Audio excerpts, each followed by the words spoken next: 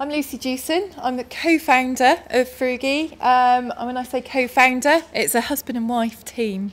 So make of that what you will. Frugi, we started off in 2004. I had absolutely no background, neither did my husband, in anything to do with clothing. I was a marine biologist to begin with, and then did lots of other things, ended up selling drugs for a drug company. And I was doing that when I was on maternity leave and based down in the far reaches of Cornwall, the ends of the earth. And I had my son, who is the biggest, fattest baby that has ever been seen, who's on the 99.9th percentile. And I wanted to use cloth nappies on him, but they do give your baby a big bum. And so I found it quite difficult to find clothes that would go over his big bum. And after leaving him drafty again with his poppers of his baby grow flapping open when he was 3 months old, I thought, well, hang on a minute, there's lots of people making these new fancy cloth nappies. The government are trying to make everybody go towards cloth nappies now because we've run out of landfill, and disposables are a big part of that. So what am I going to do? Where am I going to find clothes to go over these? I know this could be a reason for me setting up a new business. I won't have to go out on the roads anymore, and this could be brilliant work-life balance. How wrong could I be? Yeah, so first of all I thought, well, can I import these from somebody else doing this anywhere else in the world? And then found to my dismay that no, nobody else was doing it. So I thought, right, okay, going to have to get into making these fat bum clothes, basically. So literally sort of back of fag packet stuff, I was sketching some things out with bigger 3D sizes around their bottoms.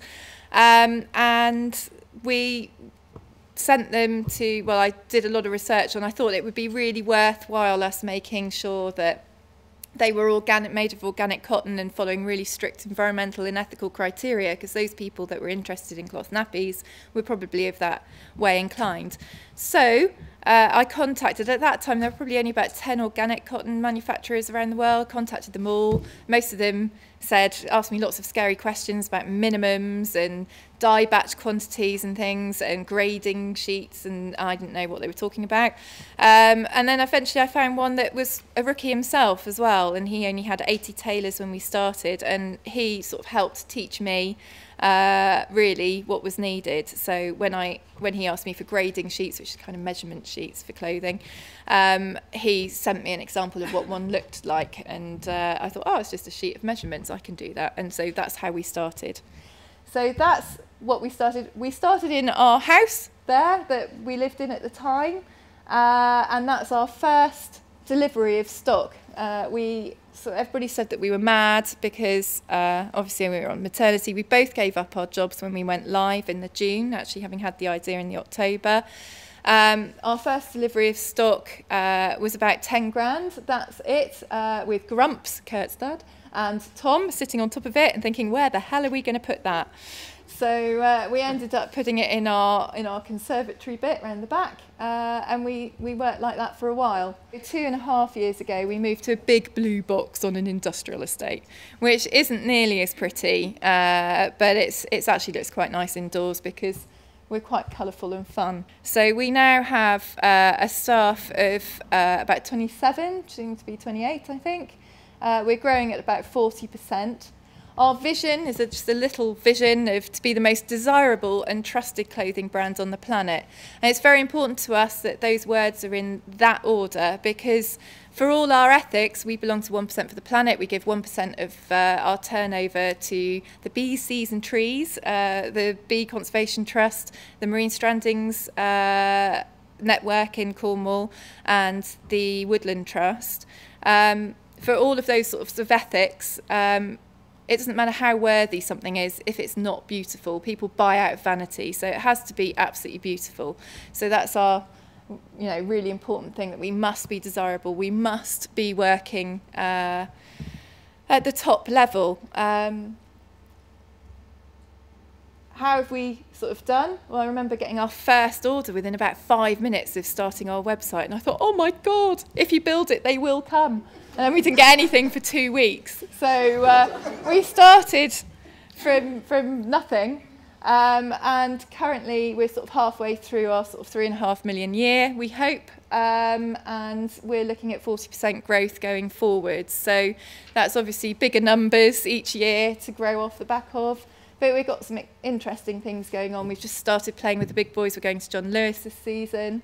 We're in kiddie care and various other sort of bigger people. Export has been a really, really important part of our growth. You can see there that it's actually accounting for not far off, well, at the end of last year, it was probably about 45%.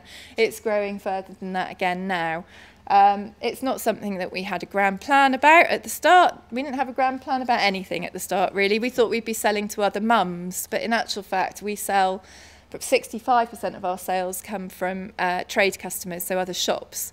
And because we were very niche, we were the only people in the world doing what we did, we found that people came to us a lot. So we were getting all these inquiries from international people, and we just thought, oh, hell, we better learn how to service them. So what have we done to do that, basically? Well, we had that first website in 2004, cost us about 700 quid, lasted us about 4 years, didn't have any of the problems that we have now, but anyway, sometimes more complicated is not necessarily better.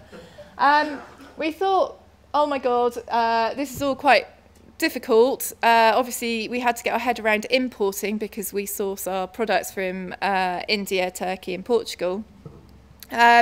So, you know, we needed to learn about Incoterms and tariff headings and all that sort of stuff. So we got in contact with the UKTI, and that's the first thing that anybody who's thinking about doing this should do. We went on the Passport to Export scheme to begin with, and then we went on to the Gateway to Growth scheme. I think it's different in each county, but basically there's loads and loads of help there. More recently, we have got a fancy website now, and we have a trade website as well, and it has online orderability, so people can see what's in stock, what's not, and the future seasons and things, all behind a trade password and stuff. And that's actually really boosted our sales, because obviously when you're working internationally, people, and actually even in the UK, independents are wanting to place their orders at night or at the weekends, and so it's sort of been a boost in sales just by having it. The key parts of that we have translated in the T's and C's and the key info about the brand. We don't go quite as far as product level at the moment because we've got 200 odd product lines, and that's a hell of a lot of work, but we do all of that important stuff that people get scared about, you know, deliveries and all of that sort of stuff is translated into all of our key languages. We have recently just grown up enough to have published euro and dollar price lists, so we're getting into that game, which I've been putting off until the last minute, but we're having to do it now, and luckily I've got Tracy over there that helps me in all of that area. And we have sort of had an active recruitment of multilingual overseas sales people who are in Amsterdam today, actually. So some of the other sort of things that we do, we realise that we've got, you know, 500 odd overseas customers, and we needed to look at how we might treat those slightly differently, giving lots of attention to the ones that had the most potential instead of equal amounts of attention to the people that might be only buying 300 quid a season or whatever. So we looked at categorising those customers into bronze, silver, gold and platinum, and they all get really looked after, but some are slightly more automated than others. That's really sort of revolutionised how we work our customer base, really. We invest a lot in great brand materials, or we think they're great, hopefully other people do, but our lookbooks and things like that, I should have brought some if I was organised, are better than our competitors. My overseas sort of team went on the International Managers UKTI course, I think probably about 18 months ago. I'd recommend that. That was really good. They came back with some really good information. And we work to really listen to our customers all the time. It's a really core thing. Crowdsourcing is a great thing if you're running a brand. That, you know, we've got a lot of opinionated mums, opinionated retailers, who think that they know what the next best thing could be, and quite often they do. So we listen to that and nab their ideas, basically. And one other thing that we've worked on in the last sort of 12 months is that we have a secret Facebook page for retailers, because our independent retailers are all a little bit lonely, and I know what it's like running a business when you don't, speak to other MDs all the time, that they're looking for advice from other like-minded businesses. So we've created an environment that they can talk to each other and talk to us in. Our routes to market, we do things maybe a little bit differently to some other people. We've got 3 routes to market, and the first one is that we sell direct to independents abroad. That's mostly the Eurozone that we sell direct to. We consider that there aren't really, in this day and age, in the internet day and age, there aren't really any barriers into the Eurozone. There's no duty. Freight is really cheap. I mean, we can send £1,000 worth of cost price clothing for about 15 quid into anywhere in Europe. So it's really easy for an independent somewhere in Europe to buy from us, as long as we know where they are. And other brands of clothing are very helpful, and they put all their stockist lists up on their sites. So we just work through them, and we have a 6-month onboarding process where we in my old sort of salesman's training, is that somebody has to hear of your brand 6 times before they buy. So we have an onboarding process there, which means that we, bring them along on a journey, and hopefully they will convert.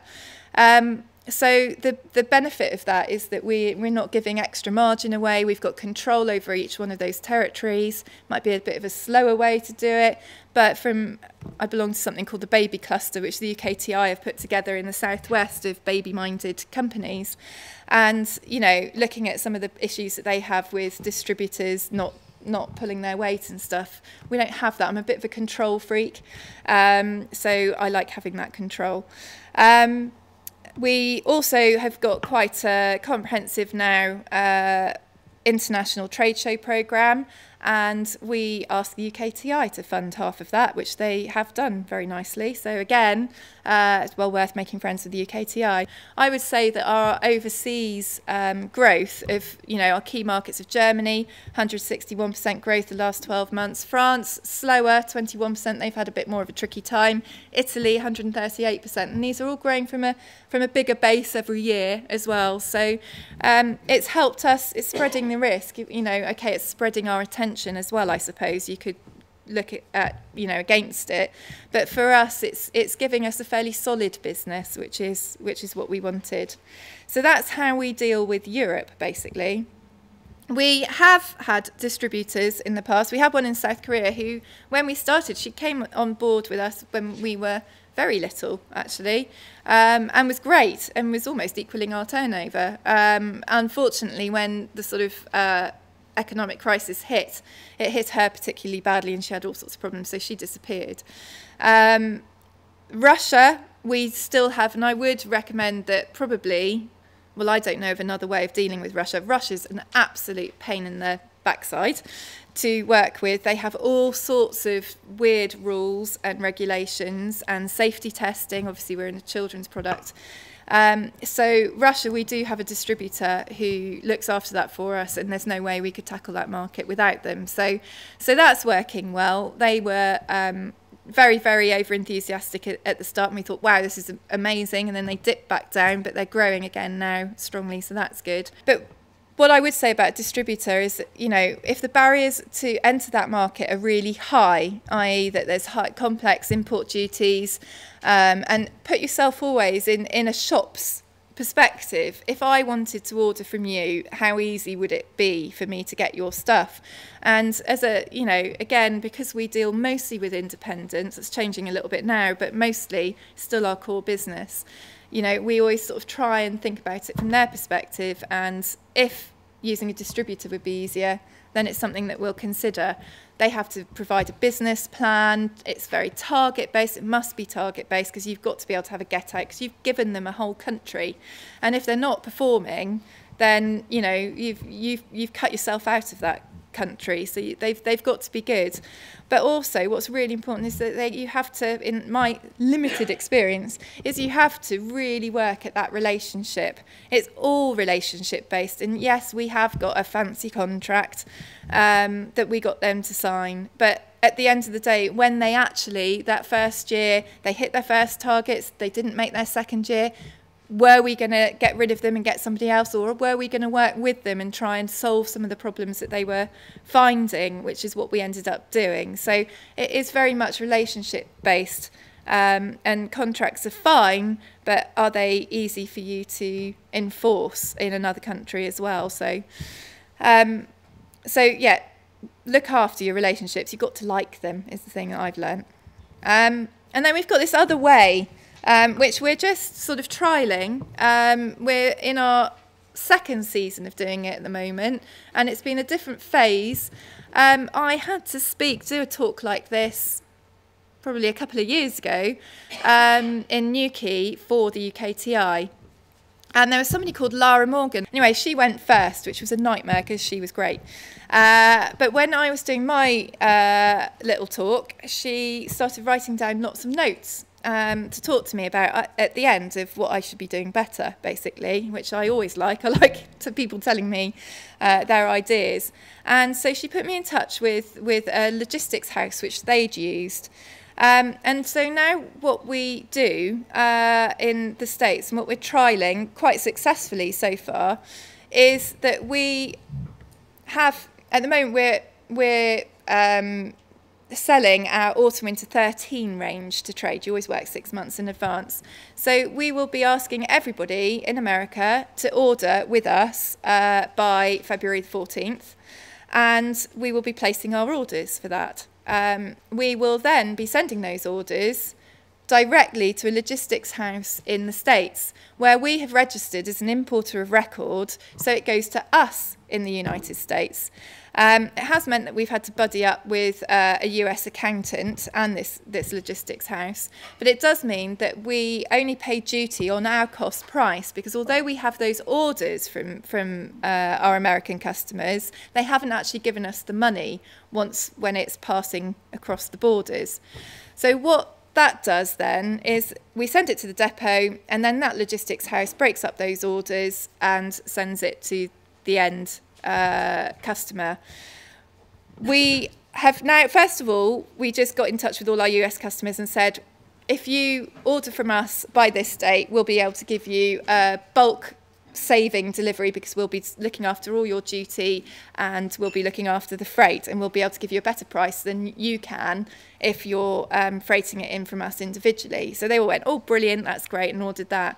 We've gone one step further for our autumn-winter 13 collection, which is giving them a door-to-door dollar price. So now our sort of marketing is around the fact that they can order from us as easily as somebody round the corner. All they have to think about is what they want to order. The price is all an inclusive price, and they get it delivered. They don't have to deal with any import duty. They don't have to deal with anything. And so far, it looks like they love it. So now we've just got to get a megaphone out there and sell direct. So again, we're not looking to use a distributor. We're going to try this. If it works really well in the States, then we may well try this in other rest of world type localities outside of Europe. There are no geographical barriers anymore, really. A customer's a customer wherever they are, and you just learn as you go. We didn't have a clue at doing anything, really. And yet now we've got to a certain level of doing it, and we're hoping to have quite quick growth from this point onwards. So my advice is just jump in and give it a go. And that's our autumn-winter 13 collection. And my loud, noisy son on the left-hand side there. So thank you very much.